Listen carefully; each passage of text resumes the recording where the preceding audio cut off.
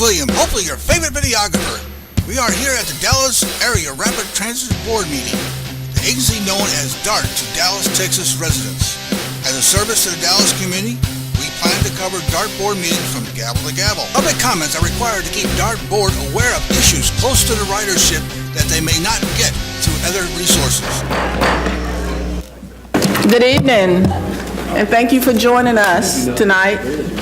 It is now 6:34 p.m. today, Tuesday, August 22nd, 2017, and we will begin the Dallas Area Rapid Transit Board of Directors meeting.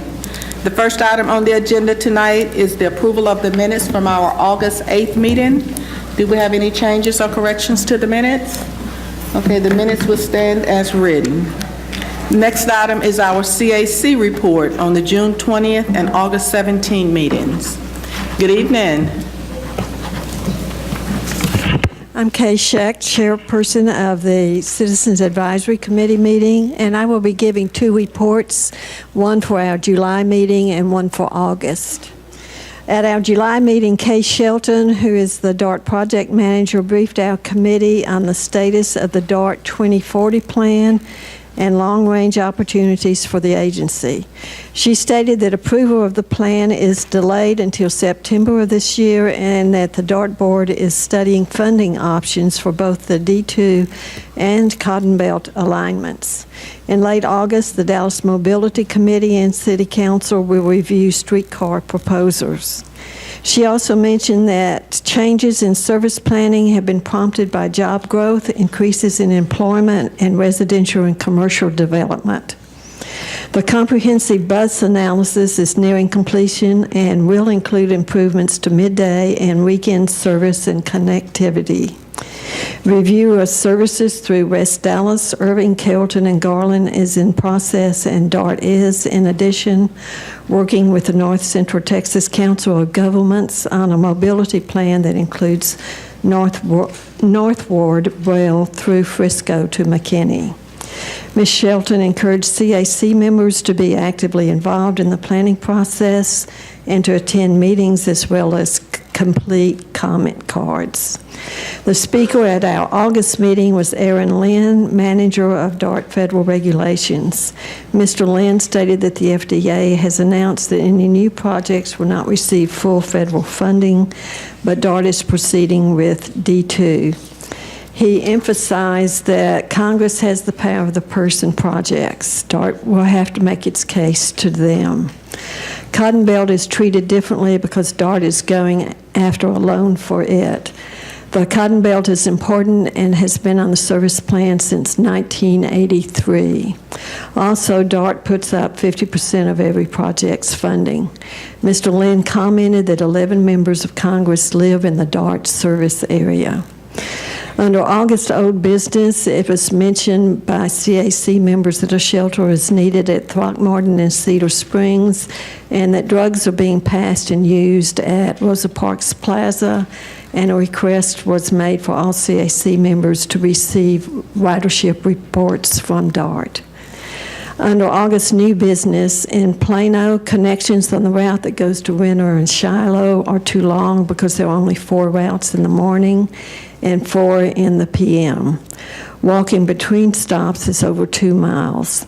Another comment was that on the individual 350 bus route map, the route that goes to Plano Parkway in Ohio shows Plano Parkway on the map, but not Ohio. Another remark was made that during daily rides on the Green Line, no security has been visible. In September, we will have a speaker bring us an update on service changes, and in October, we expect to have an update on security.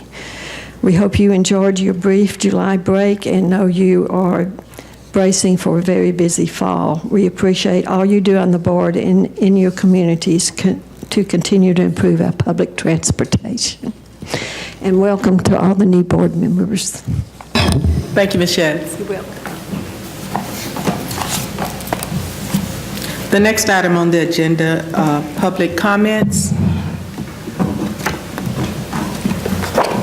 And general public comments are allowed at the beginning of each DART board meeting for a total of 30 minutes, and again at the end of the meeting when the 30-minute period does not accommodate all persons who have signed up to speak. Individuals who have addressed the board in the past 30 days will be recognized to speak during the public comment period at the end of the meeting. During the public comment period, board members may not interact with the speakers or other board members by asking questions, offering their own comments. Members of the public are reminded that their behavior during DART board meetings is governed by the DART Board Code of Conduct for citizens, news media, and visitors. Personal attacks, impertinent and slanderous remarks, and boisterous conduct will not be allowed. Each speaker will have 3 minutes to address the board. The green light on the podium will indicate when you can begin speaking. The yellow light indicates you have 1 minute remaining, and the red light indicates your time has expired. Our first speaker this evening is Wantelzo Shepherd.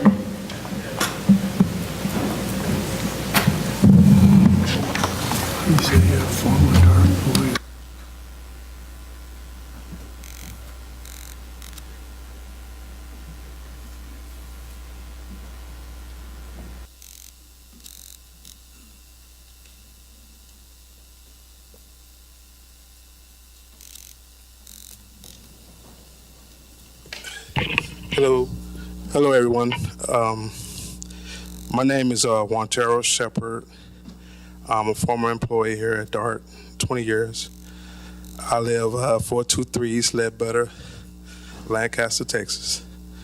I was recently let go here from unacceptable conduct. I'd like to ask the board, would they please give me another chance? If I can set up something to meet with someone, Mr. Gary Thomas, and explain my situation. As you can see, I'm a little nervous. I've never been in a situation like this before. But I also like to ask the board to evaluate me on my 20-year performance here at DART and my loyalty here at DART. I made a bad decision one day. My mother is not doing well, and my mind slipped off into her. I'm not from here. And I made one bad mistake. And I asked the board, like I said, to please evaluate me on my performance here at DART, not the mistake that I made. And that's it. That's all I have to say. Please. Thank you. Thank you all for that. Thank you, Mr. Shepherd. Thanks for coming. Next, we have Alex Letkey, followed by Rachel Francis.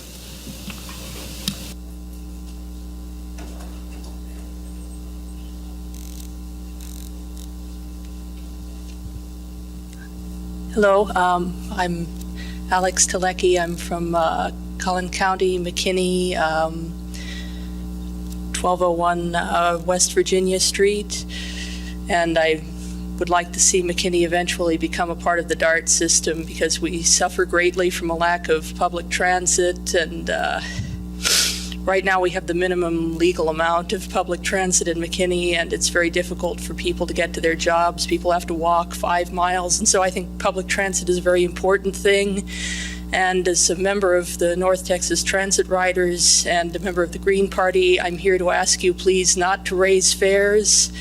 Public transit is incredibly important, especially given the threat of climate change. We should be making a real concerted effort to move away from using cars and towards using public transit for that reason alone, but it's also incredibly important that people who can't afford a car in this area have access to public transit. We need to be expanding access, we need to be filling in lines, and we need to not raise fares. A 20% rate every 5 years is not sustainable. It's not along the same lines as the rate of inflation. It's not along the same lines as the rate at which the minimum wage goes up. So I would like to ask the board, please, respectfully, don't raise fares. Thank you so much. Thank you, Mr. Letkey. We have Rachel Francis, followed by Andrew Kirk.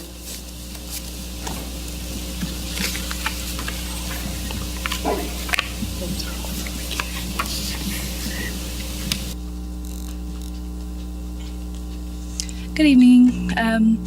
I'm Rachel Francis and from Frisco in Collin County. And just wanted to say, Alex did a great job explaining. I'm with the same group, Green Party and North Texas Transit Riders. And we're just dedicated to really expanding the service, increasing ridership, and doing what we can to work with Dartboard. But we really feel strongly that a fare increase would not help this. So we're dedicated to working together and committing solutions to making a safer, more effective sort of public transport. Thank you. Thank you, thank you for coming. Andrew Kirk, followed by Kalaine Cavalli.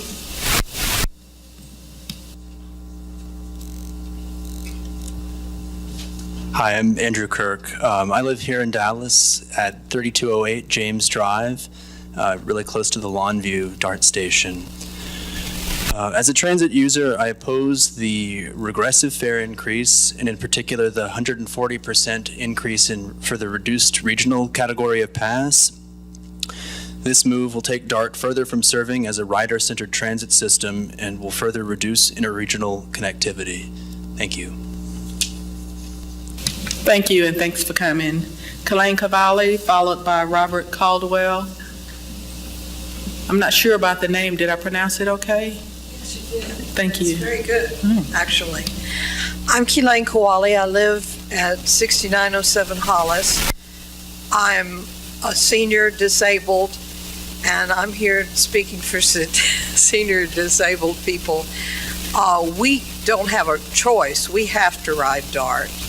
And we're living on Social Security, and we can't afford more for the fares. Also, a lot of people don't ride DART, and older people and nicer people, because of the bums on the bus and the people sleeping. And it's scary sometimes, the things that happen. We need more cops on the trains, and also older people in particular need restrooms. Every once in a while you have a couple stations, but that they're not close enough together. The Longview, the Lake June, and the Martin Luther King, those are pretty close together, but most of them are not. They're few and far between, and you can't go in a restaurant or a service station or a 7-Eleven to use theirs, because you have to buy something, and it's just an impossible situation. I would love for y'all to address that. Thank you very much. Thank you, and thanks for coming. We now have Robert Caldwell, followed by Kevin Andrew Kirkanuka.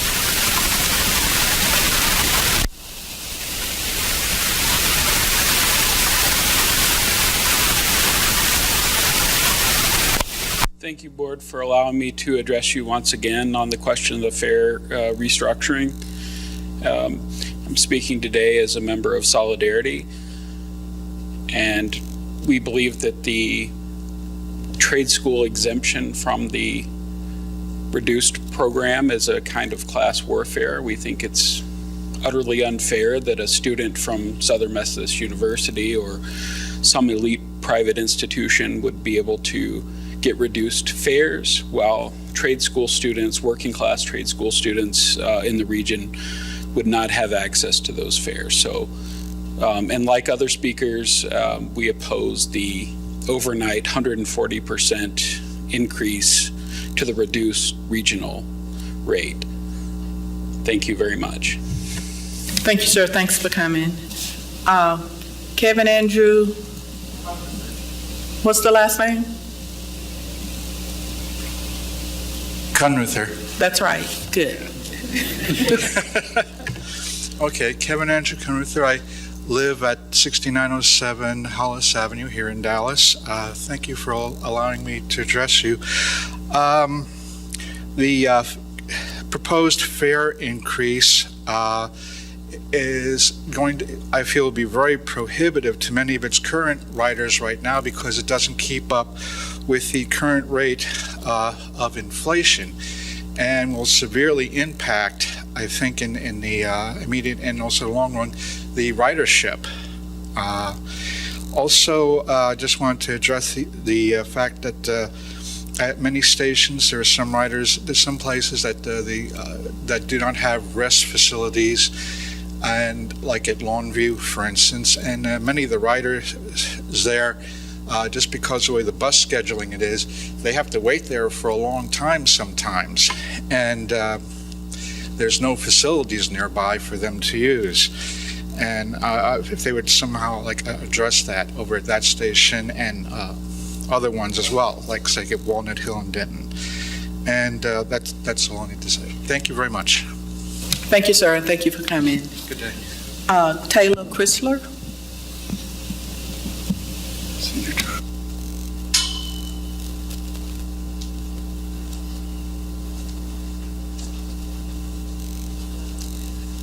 Hello, I'd like to briefly come out against these fare increases, and I would like to also ask the board to consider a low-income reduced fare for low-income riders.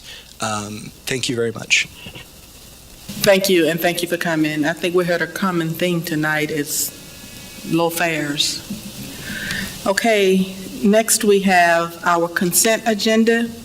So, well, one more.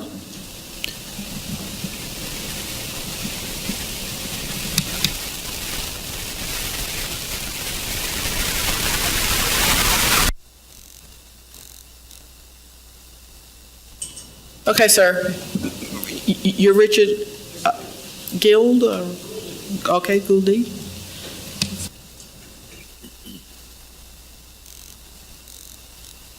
If you're here to talk about the fare increase, we've heard it.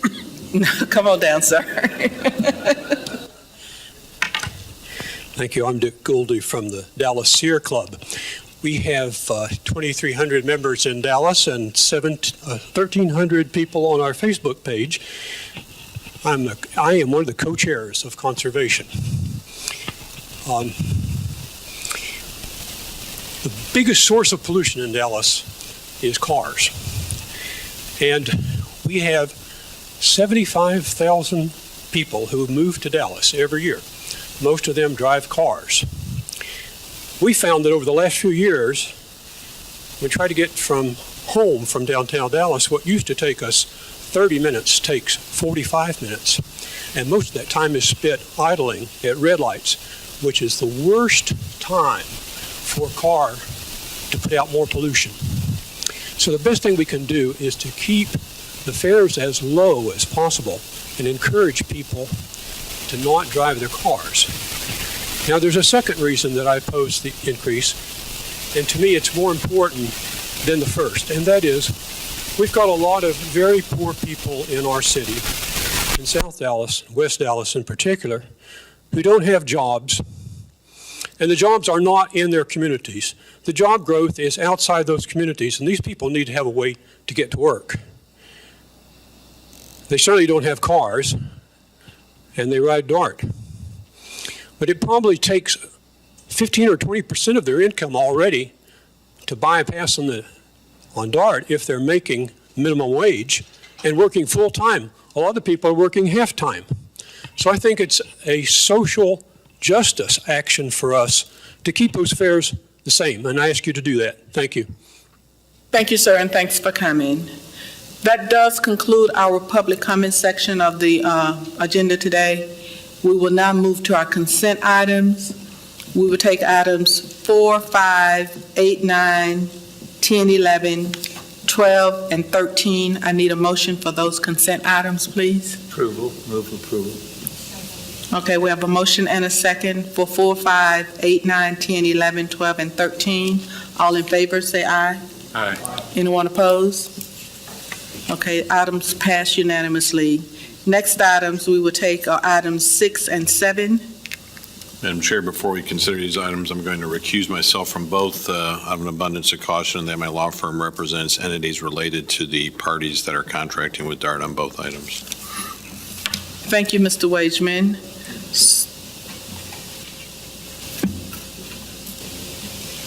Okay, we'll take a motion now for items number 6 and 7. Okay, do a second? Second. Okay, we have a motion and second for items 6 and 7. All in favor, say aye. Aye. Anyone opposed? Okay, the items pass unanimously. Okay, Mr. Wageman, next item we have is the same night item, item number 14, which came through actually the LGC committee and also through the planning committee. So if you could, Ms. Moreno, can you take item 14? Yes, Madam Chair. Item number 14, the declaration and conveyance of the surplus property rights to the Davis Cemetery in Plano, Texas. I move approval. Second. Okay, we have a motion and second for item number 14. All in favor, say aye. Aye. Anyone opposed? Okay, the item passes unanimously. Next item is item number 15, which came through the planning committee also. Ms. Moreno. Yes, Madam Chair. First of all, I'd like to start by thanking my fellow colleagues for supporting this item. And the ones that didn't support it, I'd like to thank them anyways for the commitment and dedication to DART. So I move approval to execute the interlock agreement with the Town of Highland Park and the City of University Park for eligible transit-related improvement programs reimbursement. Okay, we have a motion and a second for item number 15. All in favor, say aye. Aye. Those opposed, say no. No. Okay, we have majority aye, so the item passes. That concludes our action items this evening. Did we have any more public speakers who would like to speak tonight? Okay, having said that, it is now 6:50. Did you fill out a card, sir? Okay, will you please fill out one once you speak? Okay. Wasn't planning on speaking, but you couldn't get a chance to go home early, so. Good evening, Madam Chair, board members, honorable board members, Mr. Thomas. I wasn't planning on speaking, but I did want to take this opportunity to say, we have DART employees, the public. We've had years of labor peace, and I think we all should appreciate that. But I'm getting very concerned the way things are going now. We have rights as employees. We think they're being disrespected. We think they're being undermined, and it's not appreciated. Now, one thing I'm going to do, I'm going to be respectful, and we're going to demand respect as well. But the rights of the employees are being disrespected. We don't have many, but the few that we have, we plan to hold on to them. We plan to fight, do whatever we have to do to protect the rights that we have. So that is a concern. I'd like to bring it to your attention. And before I sit down, I also like to talk about the safety of the operators. Just recently, I'm still gathering all the information, another operator was attacked in Garland. She reached out for assistance. She called the Garland Police Department. When Garland Police Department came out, they told us a DART matter. And after begging and repeatedly asking and requesting, they finally sent someone out.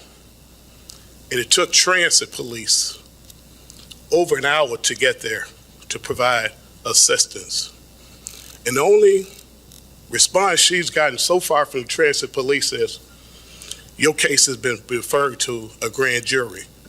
That's what happens. This transit police officer has a history of arresting DART employees. A lot of DART employees don't even want to call transit. Because they reach out to transit, first thing they do, they start interrogating the operator. And look at the arrest of DART employees that has been arrested by transit police. Thank you for your time. Before you leave, Mr. Day, have you brought those issues to Mr. Thomas or Mr. Oliver? If you would, please talk with them about those issues. Mr. Thomas and I, we have talked about something. Okay, those particular, okay? Okay, thank you, and thank you for coming. Okay, it is now 6:58 p.m., and the meeting stands adjourned. This is William